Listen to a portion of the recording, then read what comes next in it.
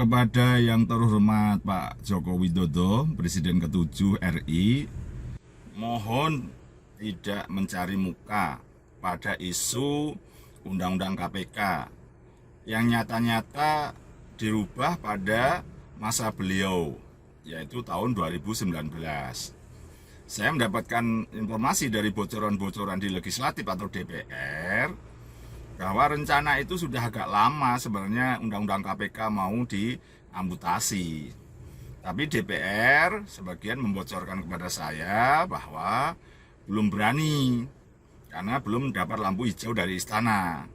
Nah, pada tahun 2018 itu sudah mulai ada lampu hijau, maka DPR berani melakukan pembahasan dengan super kilat. Bahkan pengambilan keputusannya pun dengan cara aklamasi yang dipaksakan. Padahal itu harusnya voting karena ada 2 fraksi yang tidak setuju. Nah, karena prosesnya itu di DPR tetap harus bersama eksekutif, bersama pemerintah pembahasannya. Jika Pak Jokowi tidak setuju, mestinya ada 2 hal yang bisa dilakukan waktu itu. Tidak mengirimkan perwakilan pemerintah untuk membahas bersama DPR. Tapi nyatanya kan dikirim putusan untuk membahas bersama DPR, artinya pemerintah setuju. Jadi jangan kemudian sekarang membalik bahwa tidak setuju dengan bukti tidak tanda tangan. Loh, tidak tanda tangan itu kan juga konsekuensinya 30 hari langsung sah dan diundangkan di dalam lembaran negara dan berlaku gitu loh. Jadi ya kalau sekarang ngomong bahwa tidak tanda tangan itu ya sekali lagi saya mengatakan itu adalah cari muka supaya rakyat seakan-akan terperdaya gitu. Tapi saya kan masih ingat betul gitu loh. Dan konsekuensi berikutnya Pak Jokowi itu bagian dari setuju ketika tes wawasan kebangsaan bagi pegawai-pegawai KPK. Sudah banyak yang menolak dan segala macam, tapi nyatanya setuju. Buktinya apa?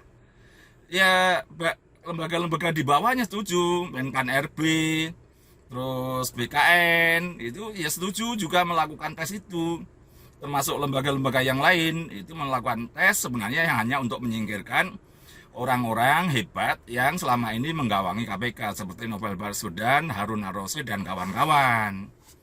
Gitu loh, membiarkan mereka tersingkir gitu. Dan saya meyakininya ya disetujui juga gitu loh.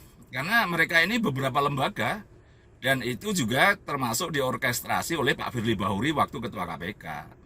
Jadi saya yakin penyingkiran ini diketahui atau tidaknya dibiarkan oleh Pak Jokowi. Gitu. Jadi ini sesuatu yang kalau sekarang mengatakan setuju dikembalikan, lah ngapain dulu dirubah? Beliau harus tahu bahwa perubahan Undang-Undang KPK itu daya rusaknya sangat hebat. Indeks persepsi anti korupsi kita itu kan sangat jatuh terus di bawah 40 setelah undang-undang itu dirubah.